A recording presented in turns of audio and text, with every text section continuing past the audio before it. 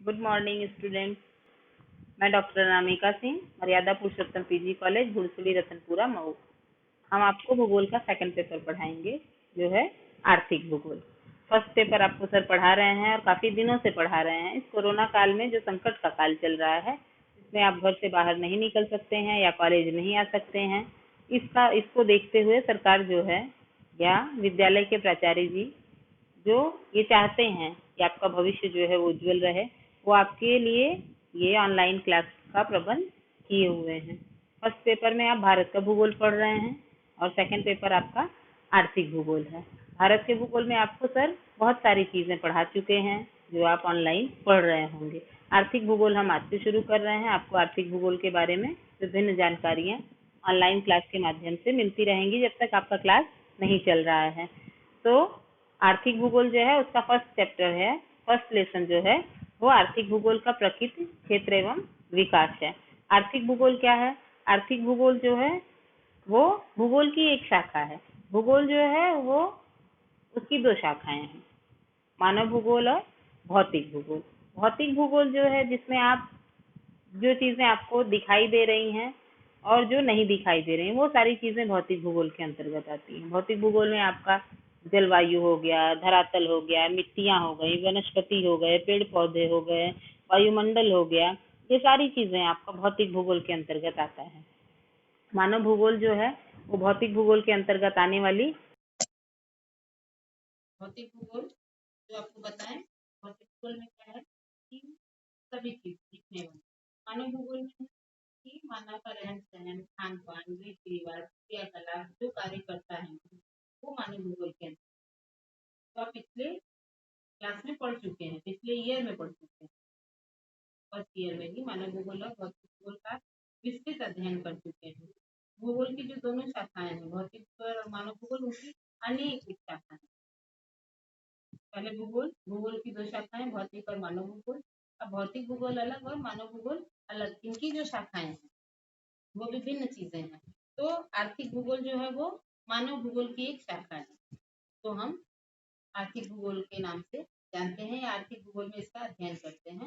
मानव भूगोल की एक शाखा है आर्थिक भूगोल।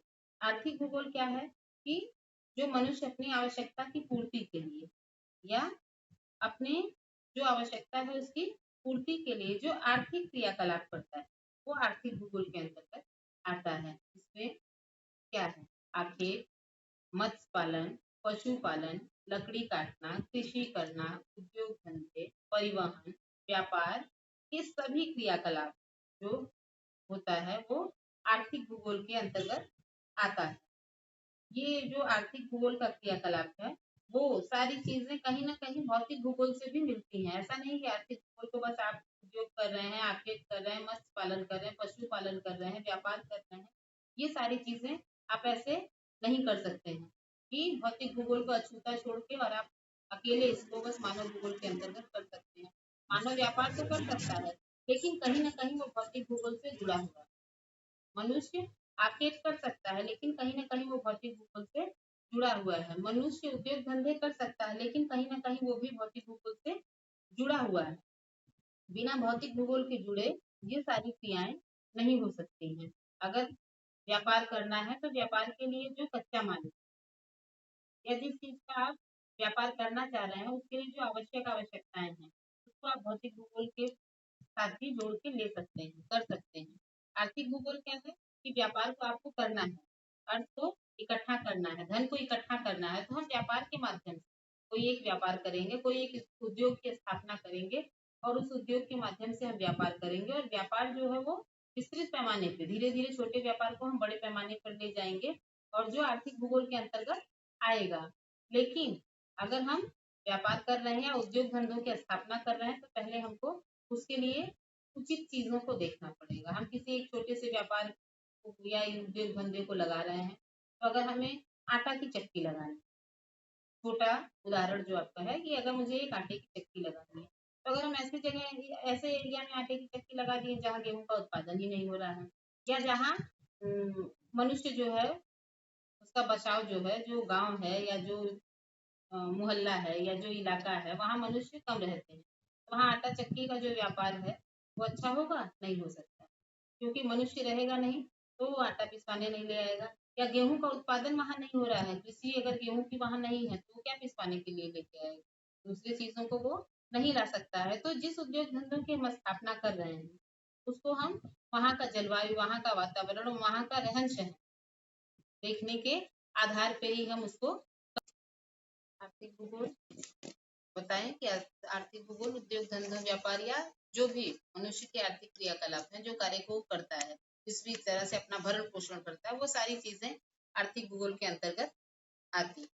अब इसमें आपका क्या है, आर्थिक भूगोल की परिभाषा। परिभाषा में जैसे आपको विभिन्न विद्वानों की परिभाषाएं दी गई हैं। विभिन्न विद्वानों ने अपनी परिभाषा को अलग अलग रूपों से परिभाषित किया है। सभी ने आर्थिक भूगोल को ही परिभाषित किया है, लेकिन सबका बताने का, कहने का तरीका अलग होता है। जैसे आपको अलग अलग कितने अध्यापक पढ़ाते हैं, सबके पढ़ाने का तरीका अलग होता है। किसी की बातें आपको बहुत अच्छी लगती हैं, प्रिय लगती हैं, समझ में आती है, किसी की बातें आपको समझ में नहीं आती है। तो वैसे विद्वानों की परिभाषाएं भी हैं, कुछ जो है वो सरल शब्दों में उसको परिभाषित किए हैं और कुछ कठिन शब्दों में किए हैं। जिनकी भाषाएं आपको समझ में आ रही है वो सरल माना जाएगा और जिनकी कम समझ में आएंगे वो कठिन माना जाएगा।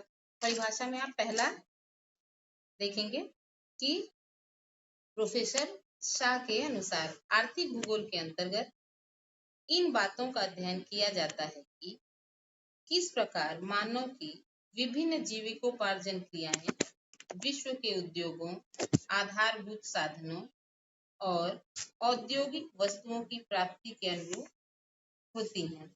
ये किसका है, प्रोफेसर शाह जो है वो क्या कहते हैं कि आर्थिक भूगोल के अंतर्गत इन बातों का अध्ययन किया जाता है कि जिस प्रकार मानव की विभिन्न जीविकोपार्जन क्रियाएं विश्व के उद्योगों, आधारभूत साधनों और औद्योगिक वस्तुओं की प्राप्ति के अनुरूप होती हैं। है वही चीजें जो आपको हम पहले बता चुके हैं कि मनुष्य की जो आवश्यकताएं हैं, जो क्रियाकलाप को करता है, जिस रीति रिवाज में रहता है, जिस परिवेश में रहता है, उसके आधार पे जो भी वो व्यापार करता है, उद्योग करता है और अपना भरण पोषण करता है, वो सारी चीजें क्या है, आर्थिक भूगोल है।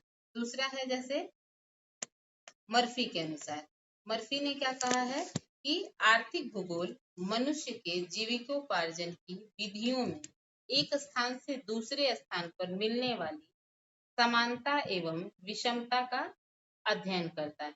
ये मर्फी का। तीसरा आपका है हंटिंगटन के शब्दों में है कि मानव व्यवसाय, मानव दक्षता तथा मानव की आवश्यकताओं के अन्य पक्षों पर भौगोलिक वातावरण के प्रभाव की सीमा का अध्ययन आर्थिक भूगोल में किया जाता है। तीसरा हो गया हंटिंगटन का। चौथा है हार्टसोन तथा अलेक्जेंडर वान हम्बोल्ट का। ये क्या कहते हैं कि आर्थिक भूगोल पृथ्वी तल की क्रियाओं की स्थानिक विभिन्नताओं का अध्ययन करता है जो उत्पादन, विनिमय तथा वस्तुओं के उपयोग तथा सेवाओं से संबंधित है। ये हो गया 4। पांचवा आपका है प्रोफेसर जॉनसन और डार्कन वाल्ड के शब्दों में। प्रोफेसर जॉनसन और डार्कन वाल्ड के शब्दों में कि आर्थिक भूगोल उत्पादक व्यवसायों का अध्ययन करता है और यह बताने का प्रयास करता है कि क्यों कुछ प्रदेश विविध वस्तुओं के उत्पादन और निर्यात में अग्रणी है तथा कुछ दूसरे प्रदेश क्यों इन वस्तुओं के लिए महत्वपूर्ण तथा उपयोग में विशिष्ट स्थान बनाए हुए हैं।